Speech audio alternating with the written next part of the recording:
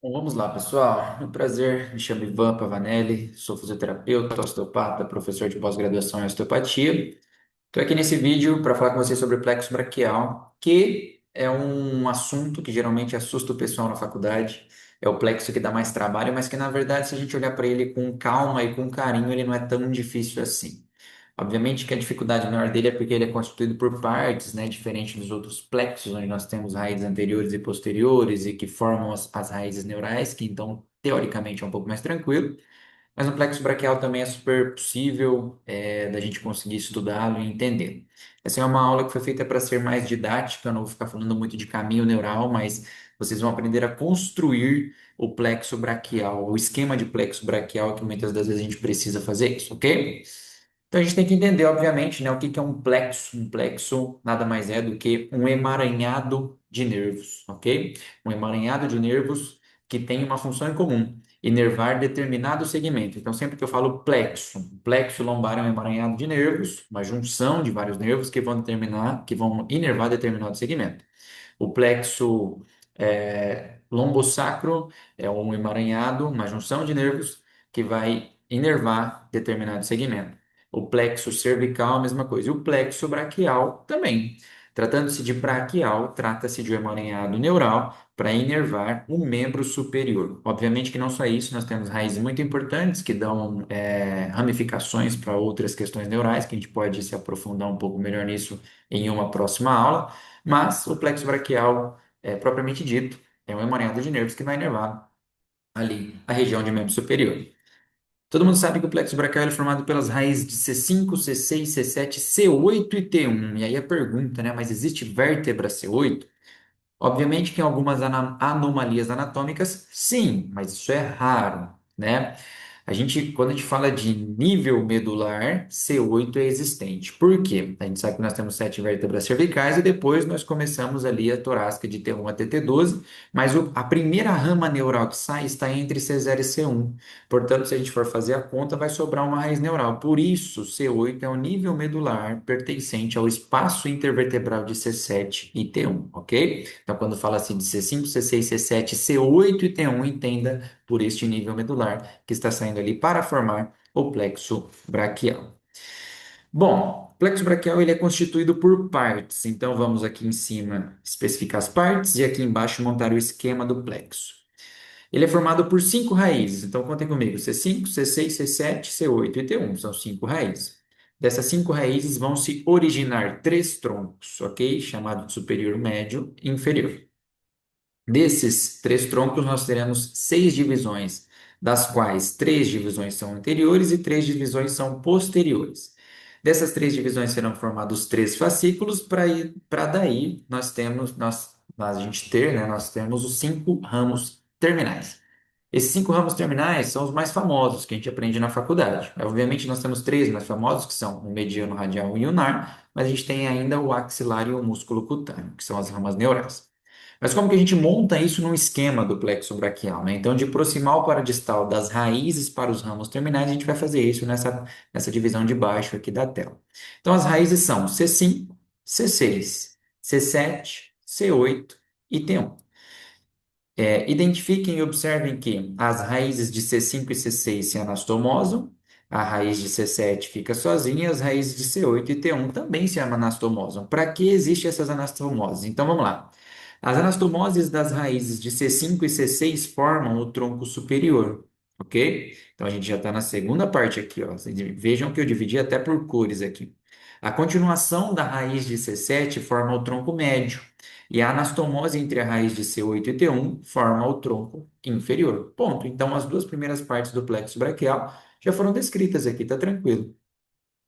A gente vai pular agora as divisões e vai para os fascículos, para que fique de maneira didática. Se você está fazendo aí no seu caderno, na sua folha, enfim, deixe um pequeno espaço para as divisões aqui. E coloque aqui, ó, na continuação longitudinal horizontal do tronco superior, um primeiro risco que vai identificar, que vai ilustrar o que seria o fascículo lateral. Um outro risco no nível do tronco médio, que vai ilustrar o fascículo posterior, e um outro risquinho ao nível do tronco inferior, que vai ilustrar o fascículo medial. Então, nós já fizemos aqui as 5 raízes, os 3 troncos, pulamos as divisões, vocês vão entender por quê, e fizemos os 3 fascículos, que são denominados lateral, posterior e medial, ok? Por que que nós pulamos as divisões? Entendam, nós temos aqui, ó, 3 troncos, 3 fascículos. No meio dessas duas estruturas, eu preciso ter 6 divisões, dentre as quais 3 são divisões anteriores e 3 são divisões posteriores.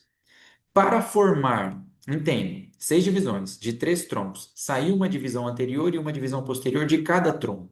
E para formar o fascículo posterior, eu preciso das 3 divisões posteriores. Então, significa que a divisão posterior proveniente do tronco superior vai formar o fascículo posterior.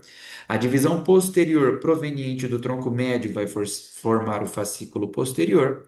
E a divisão posterior proveniente do tronco inferior também vai formar o fascículo posterior, ponto, ok? Então as divisões posteriores já foram ditas. Agora o que resta? 3 divisões anteriores para formar outros 2 fascículos, que são o lateral e o medial.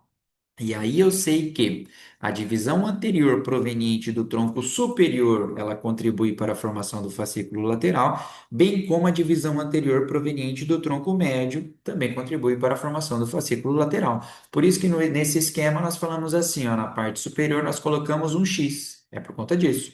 Só que ainda falta a divisão anterior proveniente do tronco inferior. Ela vai formar o fascículo medial. Por isso que nós temos um X aqui e um Z aqui. Aí fica fácil de entender. Agora só faltam os 5 ramos terminais. Aí fica fácil. Nós sabemos que proveniente do fascículo lateral eu tenho o que a gente chama de nervo músculo cutâneo, com raízes principais de C5, C6 e C7. Ele é chamado de músculo porque ele inerva o compartimento anterior de braço, ou seja, bíceps braquial, braquial, coracobraquial, que são flexores de cotovelo e contribuintes de flexores também de ombro, ok? Mas ele é chamado de músculo cutâneo porque ele também solta um ramo cutâneo para inervação sensitiva da face lateral do antebraço, ok? Nós sabemos que, proveniente do fascículo posterior, eu tenho a saída do nervo axilar, com raiz de C5 e C6, um nervo importantíssimo porque vai inervar todo o deltoide nos seus 3 feixes, né? Deltoide, seu feixe anterior, médio e posterior, bem como ele também inerva o redondo menor, que é constituinte do manguito rotador. Importantíssimo. E ainda solta um ramo cutâneo para a região que a gente chama de região de manga, próximo da região do ombro. Só que eu tenho outro nervo que sai da região do fascículo posterior também, que é o nervo radial, com raiz de C5, C6, C7, C8 e T1, ou seja, pega todas as raízes do plexo braquial. O nervo radial, ele vai inervar compartimento posterior de braço, incluindo o tríceps braquial, o antônio, que são importantíssimos para a extensão de cotovelo, bem como também extensores de punho e dedos, ok? E aí nós vamos para o fascículo medial, onde eu tenho a saída do nervo ulnar com raiz de C7, C8 e T1, que vai inervar, né, na região do antebraço só um músculo e meio, então ele inerva o flexor ulnar do carpo mais o flexor metade do flexor profundo dos dedos, ok? E o resto é musculatura intrínseca da região da mão, os interossos e por aí vai. Mas falta um cara que é o mais famoso, que é o mediano. Para formar o nervo mediano, eu preciso de uma contribuição do fascículo lateral mais uma contribuição do fascículo medial. Portanto, o mediano também tem raiz de C5, C6, C7, C8 e T1.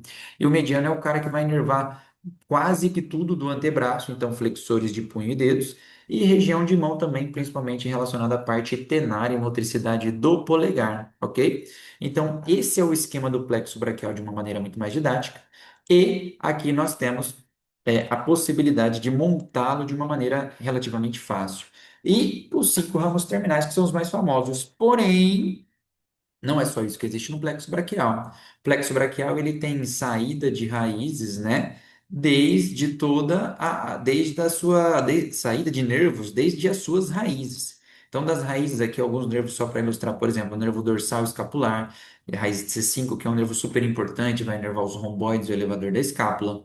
Eu tenho de C5 um ramo para o nervo frênico, né? Que é formado pelas raízes C3, C4, C5. O frênico é importantíssimo porque inerva o diafragma, principal músculo inspiratório, mas o frênico também tem outras inervações importantes, como o pericárdio, por exemplo, como a cápsula de Gleason, que é uma cápsula fibrosa que recobre o fígado, então de suma importância sai da sua cervical. Eu tenho o primeiro nervo intercostal saindo aqui no sulco, né, intercostal, junto com a artéria e veia intercostal para inervação dos músculos intercostais internos e externos, bem como questões sensitivas também da região anterior. O nervo longo torácico, que é de suma importância para inervar o seu serrátil anterior. Dos troncos aqui eu tenho a saída do nervo supraescapular, a raiz de C5, C6, e o nervo supraescapular para a mecânica do ombro é super importante, porque ele inerva o supra e o infraespinhal de forma motora e de forma sensitiva ainda inerva a cápsula articular da glenomeral. Então, olha a importância desse nervo. Eu tenho o músculo, o nervo para o músculo subclávio, então, obviamente, vai inervar o músculo subclávio, que é muito importante nos processos de desfiladeiro torácico. Imagine o paciente que tem compressão no espaço subclávio, né, entre a clavícula e a primeira costela, e esse músculo está ali. Das divisões eu não tenho saída neural, mas dos fascículos eu tenho nervo peitoral lateral, nervo peitoral medial, vão inervar os peitorais, obviamente, com contribuições dos nervos costais, né? Nervo cutâneo medial do braço e do antebraço, inervação puramente sensitiva da região, obviamente, medial de braço e de antebraço. Nervo subescapular superior e inferior com raízes de C5 e C6 para inervar o músculo subescapular, que também constitui o manguito rotador. E o nervo tóraco-dorsal, também chamado de médio subescapular, que é um nervo que vai inervar o seu latíssimo do dorso, ou seja, aquele músculo importante, também era chamado de grande dorsal, né? Que sai lá da aponeurose tóraco-lombar e tem um trajeto ascendente e lateral, passa próximo do ângulo inferior da escápula, se insere anteriormente, né, no sulco intertubercular. Ele inerva, esse nervo tóraco-dorsal inerva o latíssimo do dorso e o redondo maior. E os dois músculos, não, né, sem coincidência nenhuma, obviamente, eles vão ter a mesma função. Eles são extensores, adutores e rotadores internos da glenomeral. E a inervação deles é proveniente do plexo braquial, saída aqui dos fascículos. E aí, nós chegamos nos ramos terminais que já foram citados ali no último slide. Então, para vocês verem que o esquema do plexo braquial ele não é tão difícil de ser feito. Se a gente for com carinho, se vocês voltarem e virem de novo com calma, vocês vão ver que é fácil de decorar, de pegar as manhas de como fazer o esquema. Mas a gente tem que lembrar que o plexo braquial não é só aquele esquema e não é só ramo terminal. Plexo braquial não é só nervo mediano, radial e ulnar. De ramo terminal ainda tem o axilar e músculo cutâneo, e ainda tem uma porrada de nervo que sai desde as suas raízes. Então, atentem-se a isso.